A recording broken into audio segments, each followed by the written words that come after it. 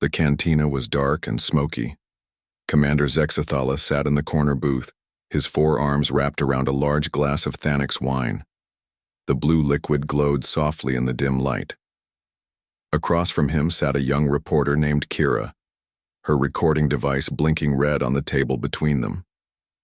"You want to know about the humans," Zexathala said slowly. His voice was deep and tired. "Everyone wants to know about the humans these days. 50 years since the war ended, and people still ask the same questions."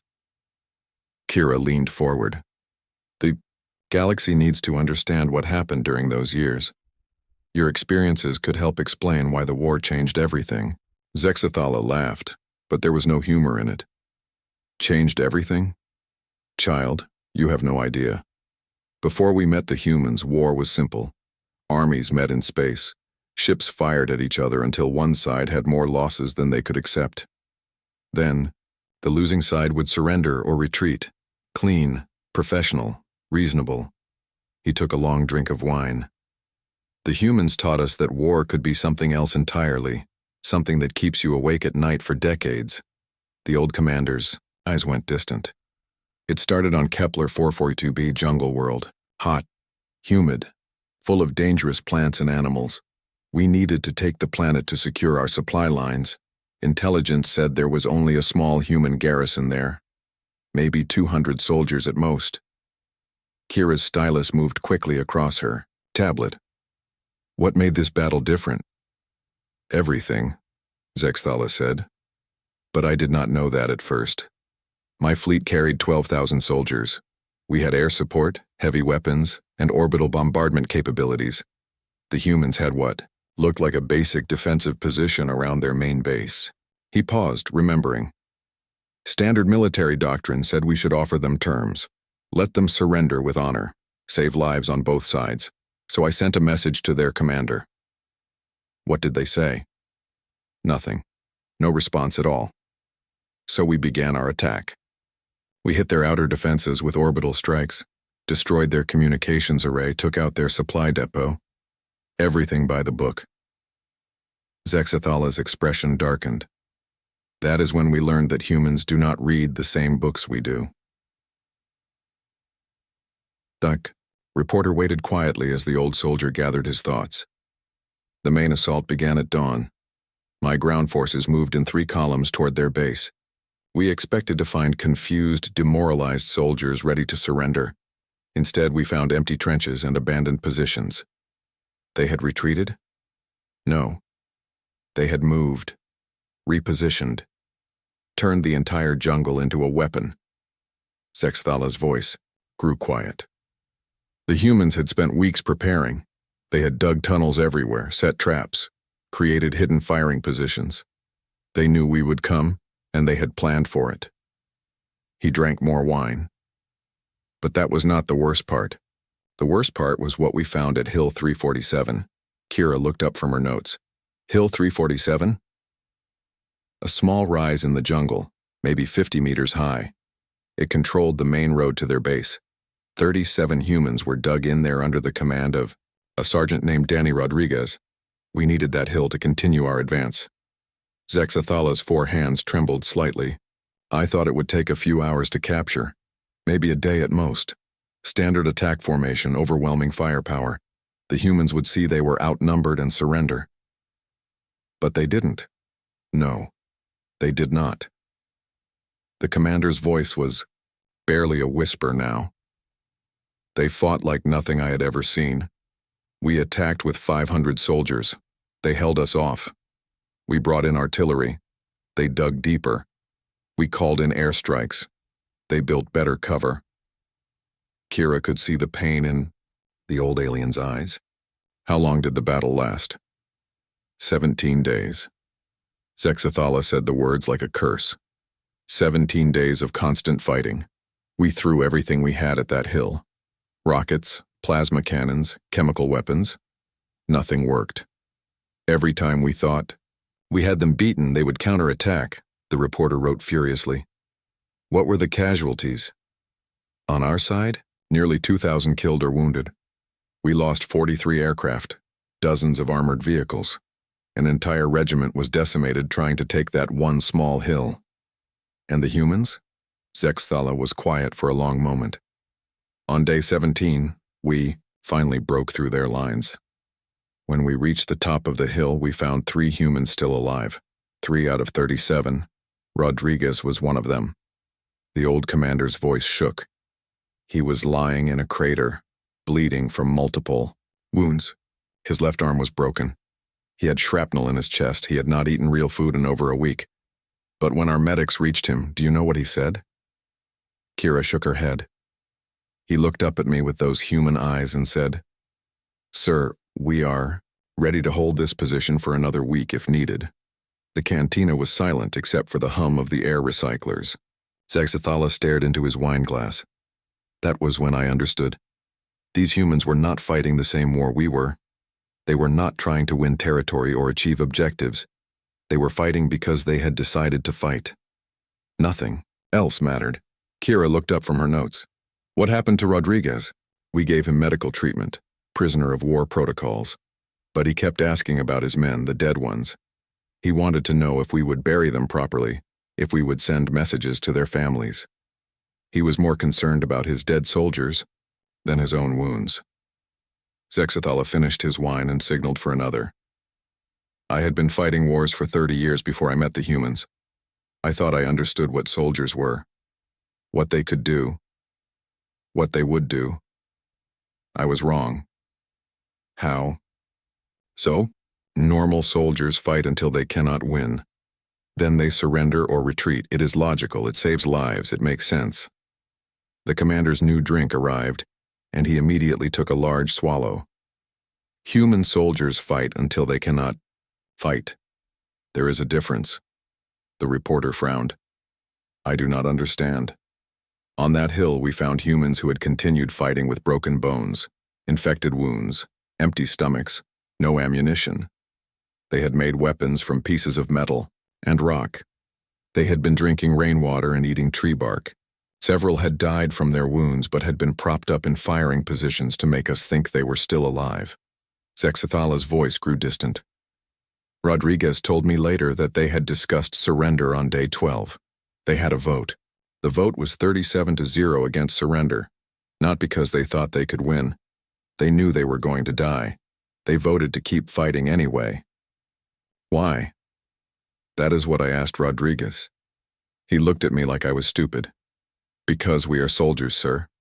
This is what we do. The old commander shook his head slowly. I realized then that we were not fighting an army. We were fighting a species that had turned warfare into a form of religion. They did not fight for territory or resources or political goals. They fought because they had decided that fighting was the right thing to do. Kira stopped writing. That must have been terrifying. It was. But it was also the beginning. Hill 347 was just the first lesson. Over the next 4 years, the humans taught us many more things about war, things that still wake me up at night. The reporter looked at her notes. What happened to the rest of the human garrison on Kepler 442b? Zexthala smiled grimly. We eventually took the planet, but it cost us 8 months and nearly half our invasion force. And that was just one small world with 200 human soldiers. He raised his glass in a mock toast. To the humans. They lost every major battle but somehow made us feel like we were the ones being defeated. The cantina grew quiet again as both beings contemplated the implications of that statement. Outside, the trading station hummed with the business of a dozen different species, all of them living in a galaxy forever changed by humanity's refusal to accept defeat. Tell me about the next battle, Kira said softly. Zexthala nodded slowly. The ghost ship incident, that one was even worse. Zexthala ordered another drink and leaned back in his chair. The cantina was getting busier as the station's night shift began. Alien voices mixed together in a dozen different languages, but the commander's attention was focused on memories. From long ago, the ghost ship, he said slowly. 6 months after Kepler 442b, my fleet was patrolling the Vega system. We had learned to be more careful around human positions, more respectful of their capabilities, but this time we thought luck was on our side. Kira adjusted her recording device. What did you find? A human ship drifting in space. No power signatures, no life signs, no communications. It looked like a standard light cruiser that had been badly damaged in battle. The kind of wreck we had seen dozens of times before. The old commander's eyes grew distant. My intelligence officer identified it as the Defiance, commanded by Captain Lisa Monroe. According to our records, the ship had been crippled in battle 3 weeks earlier. All crew presumed dead or evacuated. But you were suspicious? Not at first. It looked exactly like what it appeared to be, a dead ship floating in space. But something felt wrong. The damage was too clean, too precise, like it had been arranged. Zexathala took a drink. My fleet had 8 heavy cruisers and dozens of smaller vessels. This single human ship posed no threat even if it was operational. So I decided to board it. Salvage operations. Maybe we could learn something about human technology. The reporter made notes. Standard procedure? Yes. We sent 3 boarding parties, 60 soldiers total. The ship's airlocks were damaged, so we had to cut through the hull. Everything seemed normal. Too normal. The commander paused, remembering. The first team entered through the engine section. They found exactly what they expected. Dead engines, ruptured fuel lines, blast damage from weapons fire. The second team went through the cargo holds, again nothing unusual. Scattered supplies, some battle damage, a few bodies. Where was the third team? Command section. That was my team. I wanted to see the bridge myself, maybe find their computer cores or communication logs. Zexathala's voice dropped to a whisper. The corridors were dark, emergency lighting only. Our scanner showed no life, signs anywhere on the ship. But I started to notice small things. The bodies we found were positioned strangely. The damage seemed too convenient, like someone had arranged everything. Kira leaned forward. What kind of arrangements? Bodies near doorways where they would be seen immediately. Blast damage that blocked some passages but left others open. Equipment failures that looked accidental but created perfect ambush points. The old soldier's hands shook slightly. I was starting to understand. This was not a dead ship. This was a trap. But by then, it was too late. What happened? We reached the bridge. It was dark except for a few flickering displays. I could see a figure in the captain's chair. At first I thought it was another body. Then she spoke. Zexathala closed his eyes. Captain Lisa Monroe. She had been sitting in that chair for 3 weeks, waiting. Her ship was dying around her, but she was still at her post, the reporter wrote quickly. She was alive? Barely. She was wearing an environmental suit because life support had failed days earlier. She was surviving on emergency rations and recycled water. She looked like she had lost 30 pounds, but her voice was steady when she spoke to me. What did she say? Welcome aboard the Defiance, Commander. I have been expecting you. The cantina noise faded as Zexathala continued his story. That was when I realized how badly we had been fooled. This was not a salvage operation. This was an elaborate ambush that had taken weeks to prepare. Kira looked confused.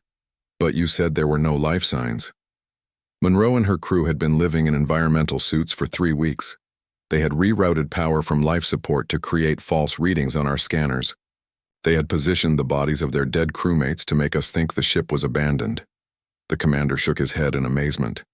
17 humans had survived the original battle. Instead of trying to escape or calling for rescue, they had decided to turn their dying ship into a weapon. How is that possible? They had prepared for this exact scenario. Monroe told me later that human ships carried supplies for extended covert operations, not because they expected to win battles like this, but because they might have opportunities to cause damage even after losing. Zexthala's voice grew quiet. For 3 weeks they had been patient. They had programmed their computers to send fake distress signals. They had created false heat signatures to make the ship look abandoned. They had even pumped gases into certain sections to mimic the smell of death. The reporter stopped writing. They planned all of this while their ship was dying. Yes, while they were slowly running out of air and food, while their friends were dying around them, while they had no hope of rescue or survival. The commander's voice was filled with something between respect and horror. They used that time to plan the perfect trap. What happened when you realized it was an ambush? Monroe smiled at me. I will never forget that smile. She was dying. Her ship was falling apart. She had not eaten a real meal in weeks, but she smiled like she had just won the greatest victory in galactic history. Zexathala drank deeply. She pressed a button on her command chair. Suddenly, the ship came alive. Hidden weapons activated. Blast doors sealed.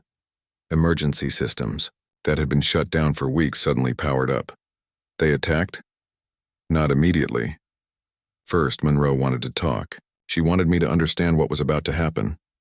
The old commander's voice shook.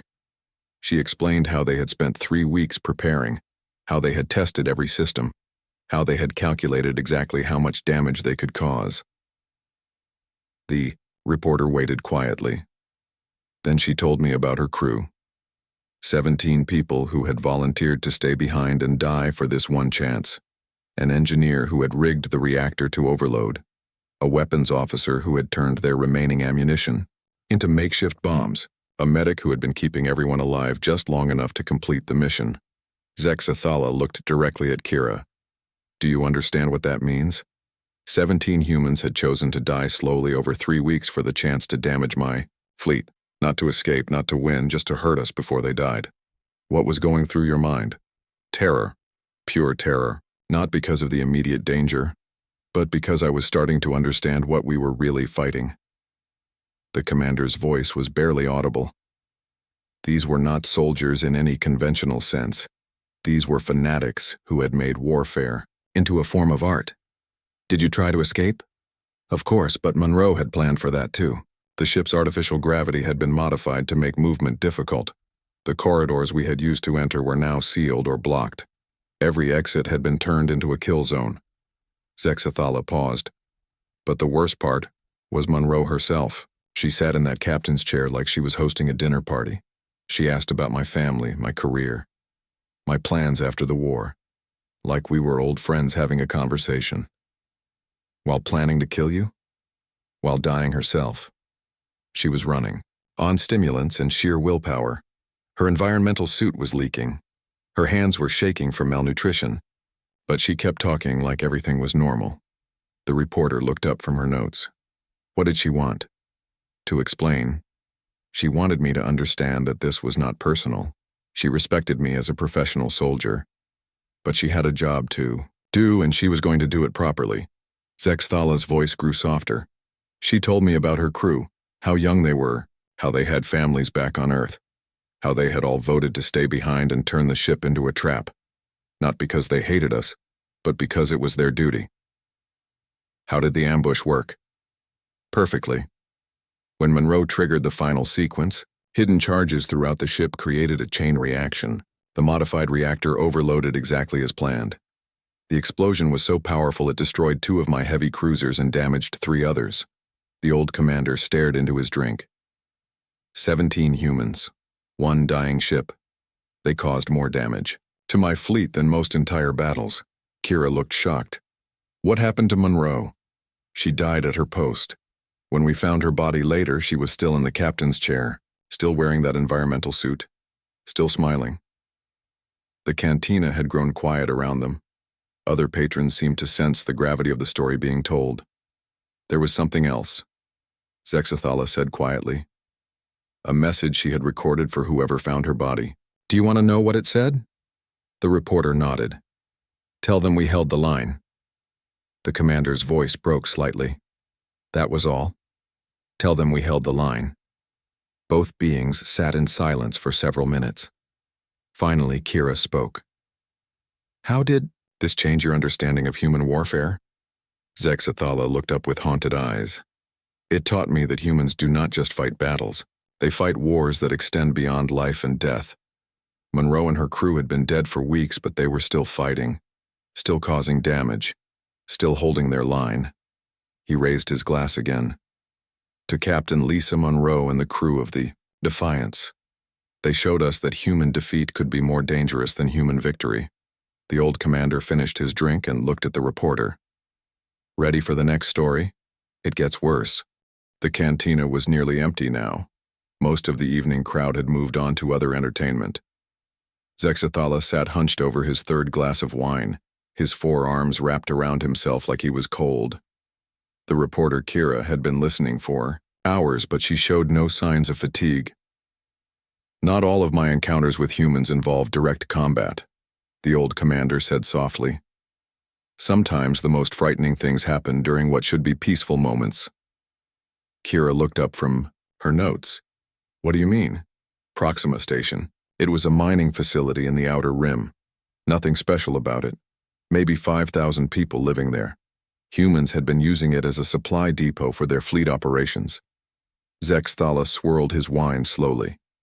We needed to take the station, to cut off their supply lines, standard siege warfare, surround the station, cut off their communications, wait for them to surrender. Should have been simple.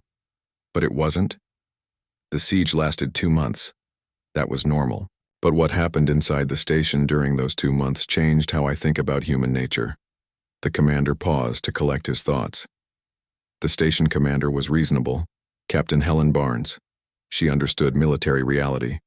When it became clear that no relief was coming, she began negotiating surrender terms. Everything was proceeding normally. Kira waited patiently. Then the asteroid field shifted. Pure bad luck. A large rock hit the station's outer ring. Massive structural damage. The medical bay was cut off from the rest of the station, sealed behind collapsed corridors and twisted metal. Zexathala's voice grew quiet.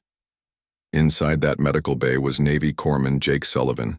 He had been treating wounded soldiers from both sides during the siege. Standard military courtesy. We had an agreement about medical neutrality. What happened when the section was sealed off? We expected Sullivan to try to break out, or signal for help, or at least wait for rescue teams to reach him. Instead, he did something that still confuses me. The old soldier looked directly at the reporter. He kept working. Working? The medical bay had 37 patients when the collapse happened. Human soldiers, Viridian prisoners of war, civilian miners who had been injured during the siege. Sullivan was the only medical person left alive in that section. Zexathala drank slowly. He had no way to communicate with the outside. No hope of immediate rescue. The life support systems were failing, but he continued treating patients like nothing had changed. Kira frowned. How do you know what he was doing? Security cameras. The station's monitoring system was still partially functional. We could watch what was happening in different sections. I started paying attention to the medical bay because I was curious about how humans would handle the crisis. The commander's expression grew distant.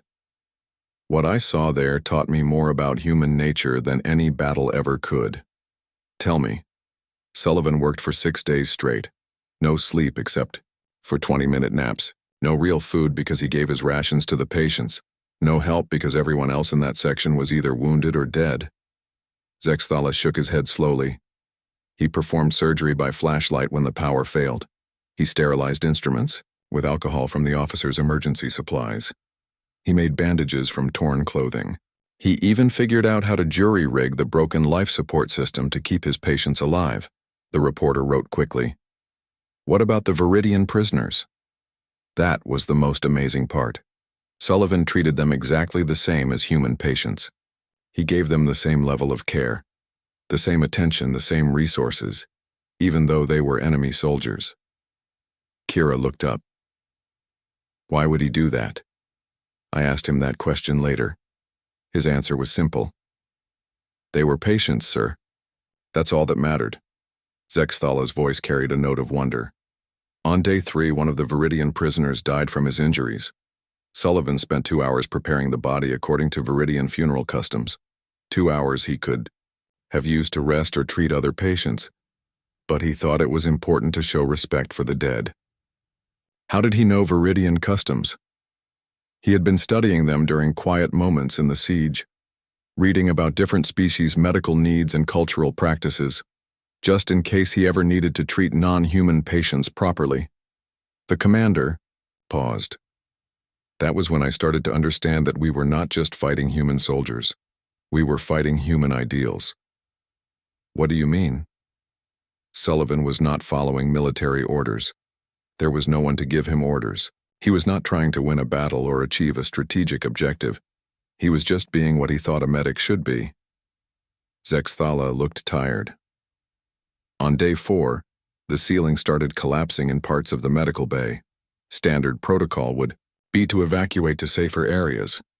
But Sullivan refused to move his patients. Instead, he started reinforcing the damaged sections with whatever materials he could find. How? Metal bed frames became support beams. Medical equipment was repurposed into structural braces. He even used his own body weight to hold up a sagging section of ceiling while he worked on a patient underneath it.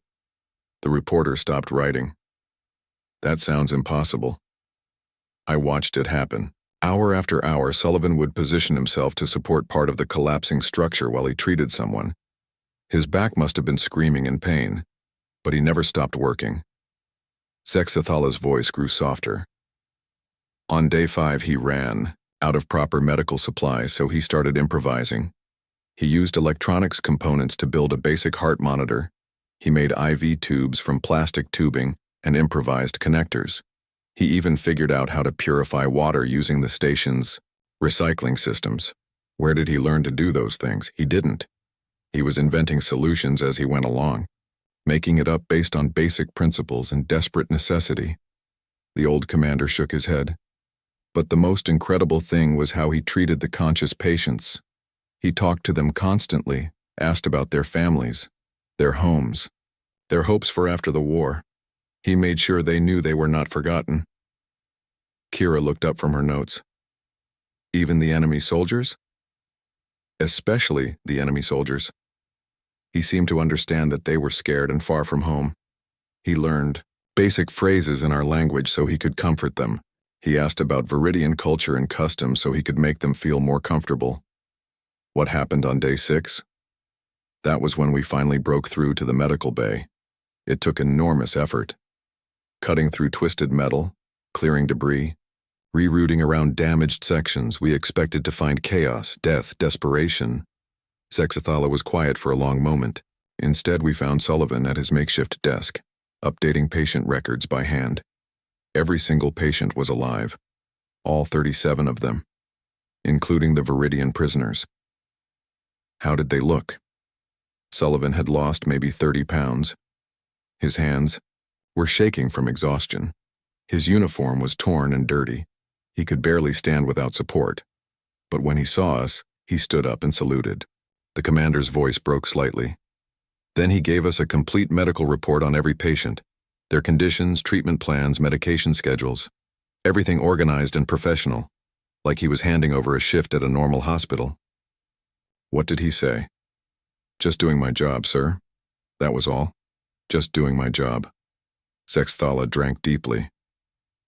Later, when we were able to interview him properly, Sullivan explained his thinking. He said that being a medic was not just a military assignment. It was a promise he had made.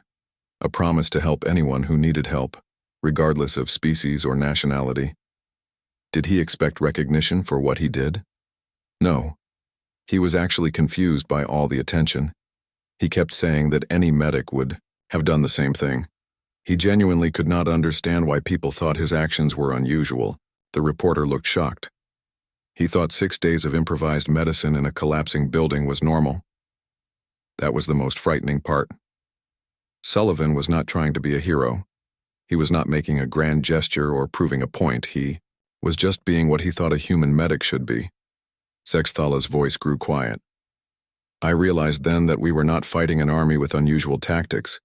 We were fighting a species that had different basic assumptions about what normal behavior looked like. How so? For Sullivan, abandoning patients was literally unthinkable. Not because he was brave or noble, but because it went against his fundamental understanding of what it meant to be a medic. He could no more leave those patients than he could stop breathing. The old commander stared into his glass. That level of commitment to duty, even when no one is watching, even when There is no reward, even when it might cost your life. That is not training. That is not military discipline. That is something deeper. Kira wrote silently for several minutes. Finally, she looked up. What happened to Sullivan? He was transferred back to human space as part of a prisoner exchange. But before he left, he spent 3 days training our medics on the improvised techniques he had developed. He wanted to make sure we could properly care for the patients he was leaving behind. The Viridian prisoners? Yes. He was worried about them. He made us promise to continue their treatment according to the plans he had written. He even left detailed notes about each patient's personality and preferences, so we could keep them comfortable. The cantina was almost empty now. Only a few late-night drinkers remained at the bar, their conversations muted and distant. Zexathala sat slumped in his chair, 4 empty glasses lined up in front of him. His eyes were red and tired, but his voice remained steady. Titan Base, he said quietly. That name still gives me nightmares. If you want to understand why the war changed everything, you need to hear about Titan Base. Kira looked up from her notes. Her recording device had been running for hours, but she showed no signs of stopping. What made it different? It was the last major human stronghold in the Outer Rim, a mining colony that had been converted into a military fortress. Intelligence said it held critical strategic data about human fleet movements and supply lines. Zexathala picked up his 5th glass of wine with shaking hands. Taking that base was essential for our final victory. High Command assigned me 3 full battle groups, 50,000 soldiers, orbital bombardment platforms, everything we needed for a quick, decisive assault. How many humans were defending it? 800 soldiers under Colonel Rita Hayes, plus about 200 civilians. Military families mostly, children and spouses who had not been evacuated.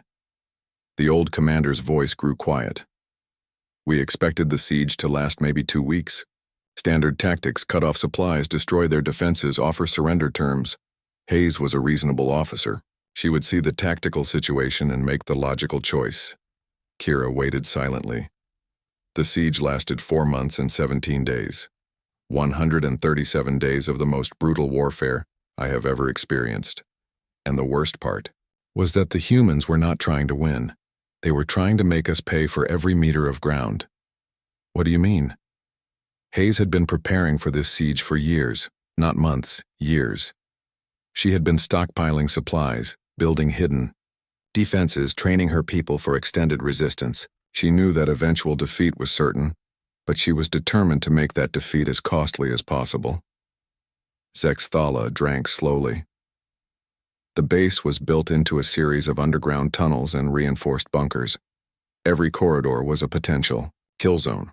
Every room was fortified. Every entrance was booby-trapped. Hayes had turned the entire facility into a 3-dimensional maze of death. What were the initial attacks like? Disasters. Complete disasters. We would breach an outer wall only to find 3 more walls behind it. We would capture a section only to discover it was rigged with explosives. We would corner a group of defenders only to have them vanish through hidden passages. The commander's voice grew darker, but the real horror was not the tactical situation. It was watching how the humans adapted to impossible circumstances. How so? When we cut off their water supply, they started recycling everything. When we destroyed their food storages, they began growing plants in underground gardens. When we knocked out their power generators, they rigged exercise bikes to create electricity. Zexathala looked directly at Kira. These people were not just surviving under siege conditions. They were thriving. They were treating the whole situation like an interesting problem to solve. What about the civilians? That was the most disturbing part. Hayes had not evacuated the families because they were part of her defense plan. Not as hostages or human shields, but as active participants. The reporter stopped writing. Children were fighting? Not directly. But they were contributing.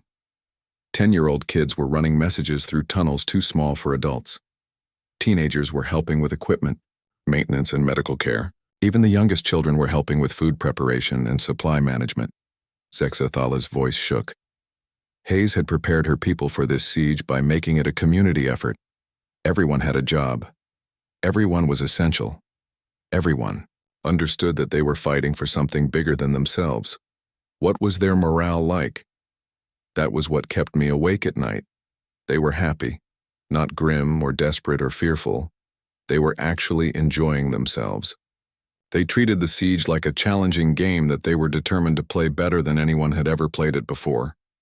The old commander paused.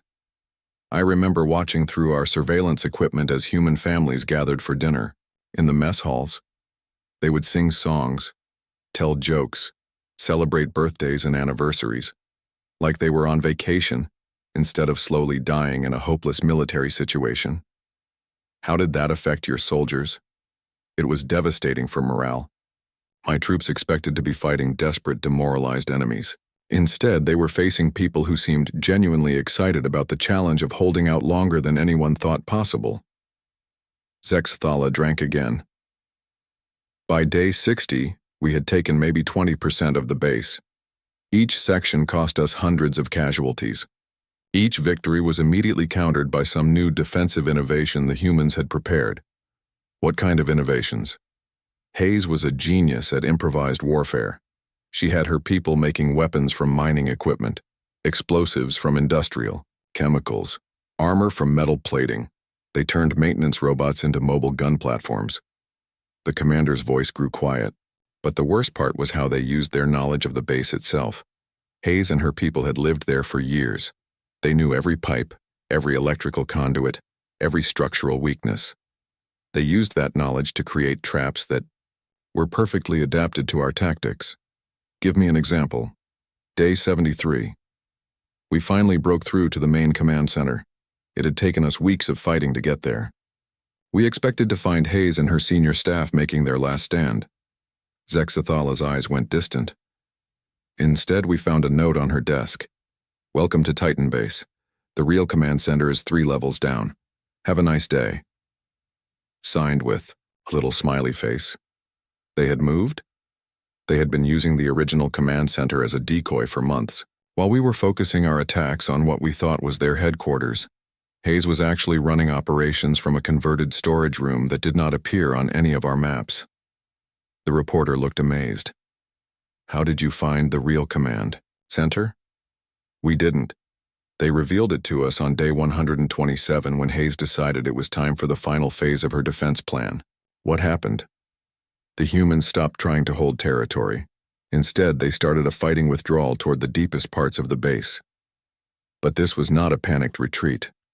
It was a carefully planned operation that had been rehearsed. For months. Zexthala's voice grew softer. Every step of the withdrawal was designed to cause maximum casualties while preserving as many human lives as possible. They would abandon a section only after rigging it with enough explosives to collapse the entire tunnel system. They were destroying their own base? Yes. Hayes was willing to lose everything as long as she could make us pay a terrible price for victory. By day 130, we had technically captured 90% of Titan Base. But that 90% was now a pile of rubble filled with booby traps and unexploded ordnance. The old commander looked exhausted. The final assault came on day 137. Hayes and maybe 50 survivors were holed up in the deepest bunker complex. We had them completely surrounded, no escape routes, no hope of rescue. Standard military logic said they would surrender. But they didn't. Hayes sent us a message. Just 3 words. Come and take it. Zexthala was quiet for a long moment. The final battle lasted 18 hours. 50 humans against 3,000 of my best soldiers. Room by room, corridor by corridor, they made us fight for every meter. What was Hayes like during the final battle? I spoke to her over the radio during the fighting. She was calm, professional. She asked about my family, my career plans after the war. She even gave me tactical advice about how to take the bunker more efficiently. The reporter frowned. She was helping you defeat her. She respected professional competence even in enemies.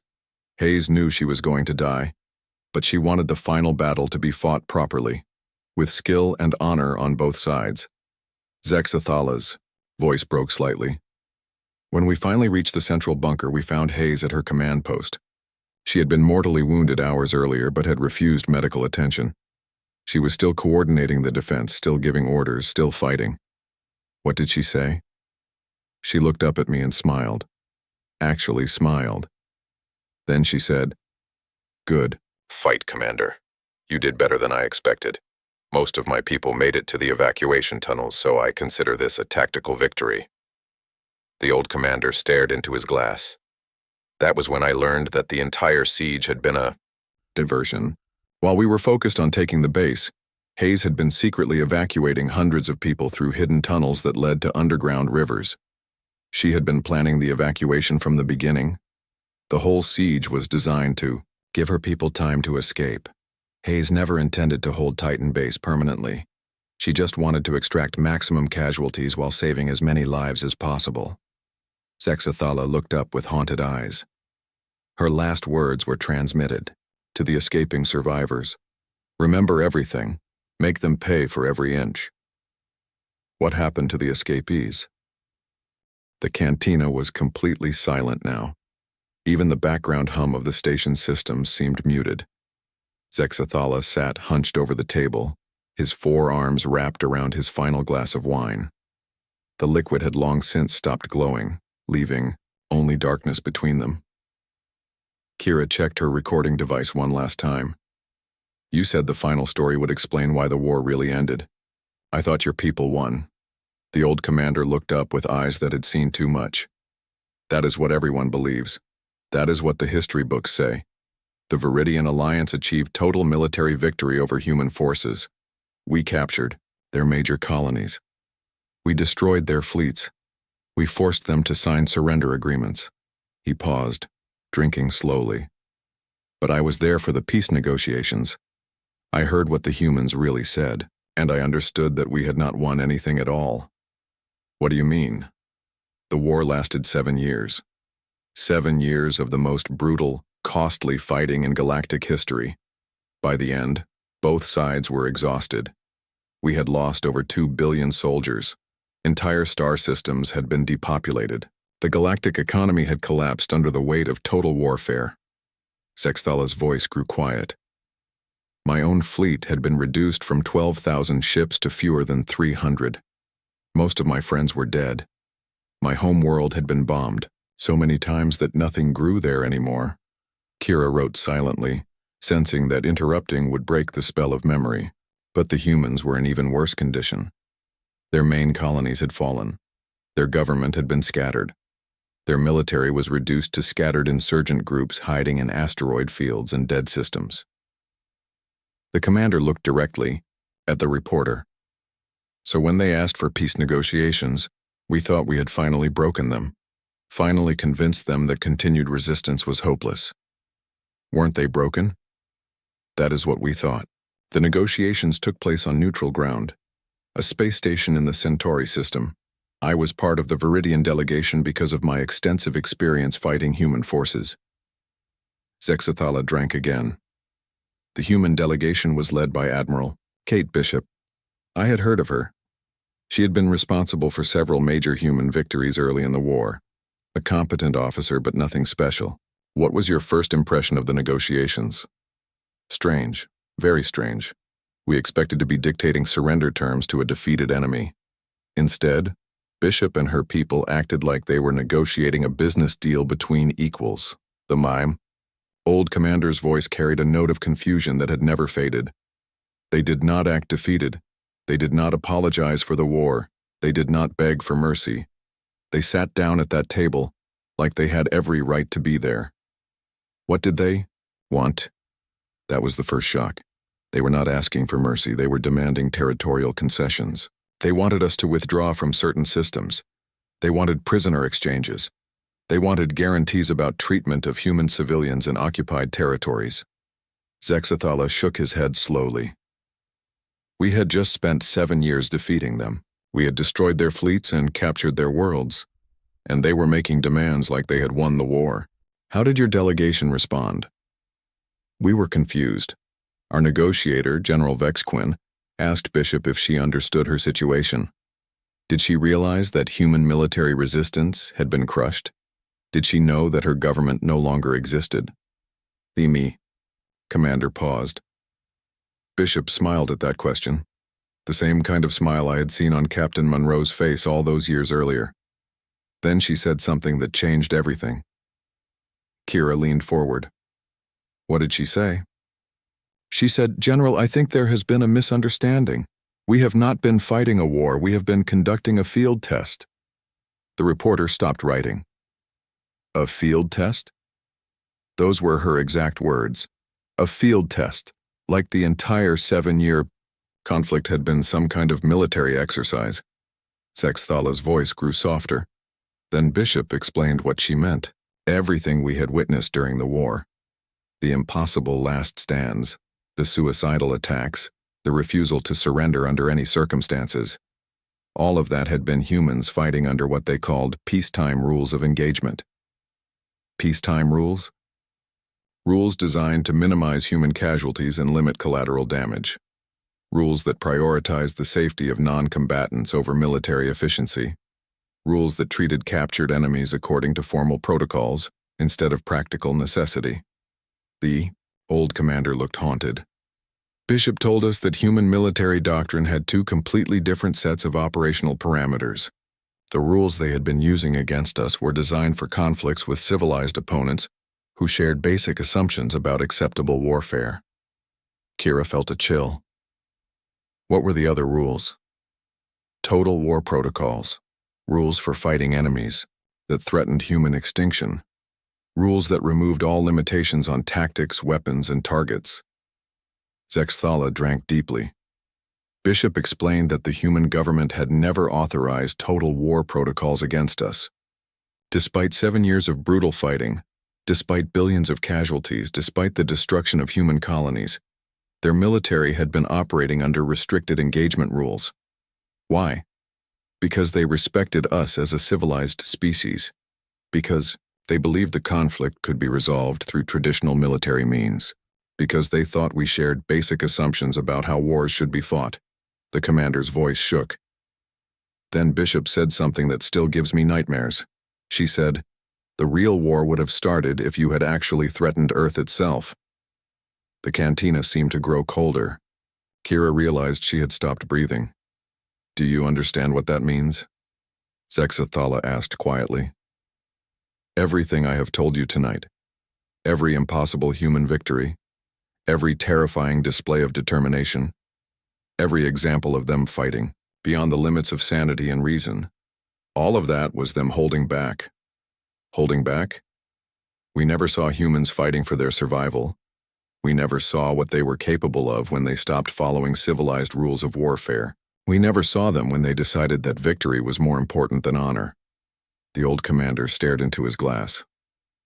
Bishop told us that total war protocols included tactics that human military command considered too dangerous to use against fellow civilized species, weapons that violated every galactic convention on acceptable warfare, strategies that prioritized enemy destruction over human survival.